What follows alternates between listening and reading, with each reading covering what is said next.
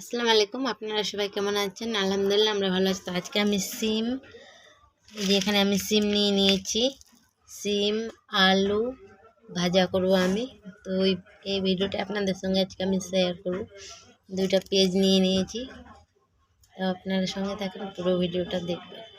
আমি সিম আলু ভাজা করার জন্য এখানে আমি রসুন কেটে নিয়েছি, 3টা কাঁচা লঙ্কা, 2টা শুকনো মরিচ, আর এখানে পেঁয়াজ নিয়ে নিয়েছি 2টা কেটে। এই যে তেলটা আমার গরম হয়ে গেছে, আর আমি এগুলো এই পর্যায়ে কেটেছি। আলুগুলো এইভাবে ছোট ছোট করে, আর সিমগুলো লম্বা লম্বা। তো আমি আজকে সিম আলুর ভিডিও বানাবো। তো চলো, আমি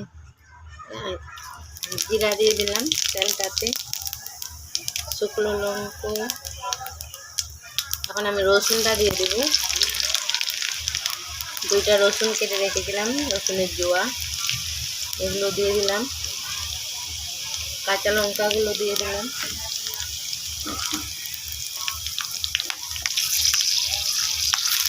পেঁয়াজটাও দিয়ে দিলাম।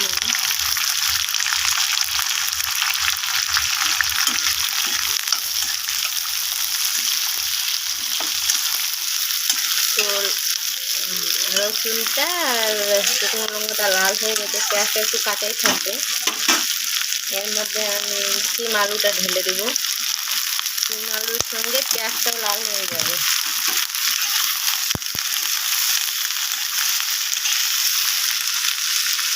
এখানে আমি হলুদ দিয়ে দিলাম,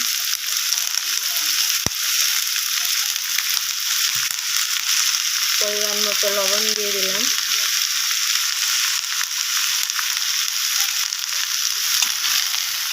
আজকে আমি সিম আলুর ভিডিও বানাবো, আপনারা পুরো ভিডিওটা দেখবেন কীভাবে আমি সিম আলু ভাজা করব।